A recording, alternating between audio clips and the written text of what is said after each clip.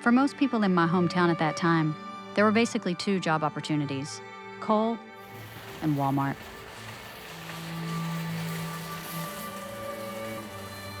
I work here at Walmart. It gets hard times out here, and it gets rough. Especially during the winter when it's snowing on the ground, and you have to get them in the best way you can and just try to make ends meet.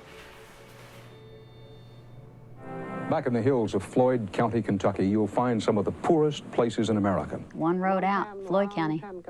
That's right next door to Pike County, where I grew up. Education is the only way out. When I was 9 years old, I saw this 48 Hours news program, which made sweeping generalizations about people from my region. Like we were all to be pitied. So this is your room, huh, Roger? It's a little crowded. Yeah. That show made me feel shame for being from Eastern Kentucky. During the war on poverty in the 60s, the federal government spent more than $3 billion to build highways connecting the Appalachian Hills to the rest of America. But a University of Kentucky study found that many residents can't even afford the gas it would take to get away. Every day is a struggle for the things many people take for granted. That TV news program had a lasting impact on me. It was the first time I saw my community portrayed as poor white trash, a legacy that goes way back.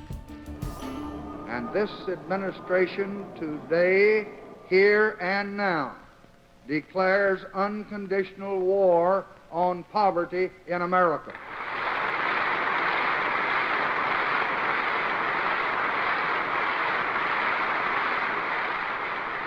President and Mrs. Johnson board for a trip to the roots of Appalachian poverty in Martin County, Kentucky.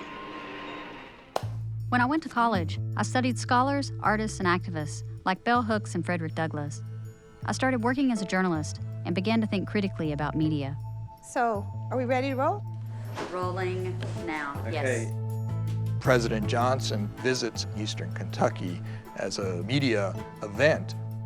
This image of white people living in abject poverty was much of the visuals that associated with the War on Poverty program. There was an aesthetic to poverty that was created, and it's what the nation started to expect, what images would look like from this region, what people would look like from this region. The dirty kids, the run-down houses, the broken-down vehicles. Somewhere along the line, you know, it starts getting woven into your actual identity. This is our story, Depressed Area, USA. The photographs were all taken from the windows of moving cars. A symbol right there of how we have been reduced to thinking about poverty. I mean, it's something we see through plate glass. The war on poverty is complicated. While it helped some people by establishing social welfare programs like food stamps and Medicaid, it led to an influx of volunteers and journalists from around the world. Their efforts were confusing and troubling to some folks, like my dad and his two sisters, who were children at the time living in Eastern Kentucky. It was one day at school, somebody came in with a truck and gave every student there a pair of shoes. Just half the gym was full of ugly shoes. And that's what the government, I guess, thought we needed. And it was interesting to have people coming in to look at this area. But it became very evident that it was critical. And we did sit on the porch, and we went barefoot. It was just what we did. So when I see the films and I see the depiction of the poor Appalachian mountain people, it really irritates me because I didn't see us as that. Poverty that has a white face definitely gives a lie to the whole idea of the American dream, democracy. So we push white poverty into the hills. Most people don't even recognize that there were Black Appalachians in these Kentucky hills. I grew up in the hills of Kentucky, and there was a kind of democracy of experience brought on by shared economic status and shared location. When we moved to the city, that sort of raising our own social mobility was very tied to increased contempt for poor white people.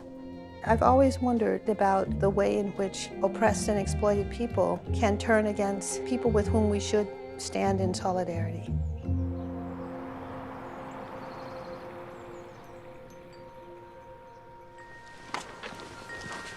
That's where my Granny Shelby lives. Hey, Annie. Hi, Granny. How are Hey. you? I'm good. I'm just putting this microphone on me, and then I'm gonna give you a hug. Hi. Hi, baby. It's good to see you. Oh, it's great to see you.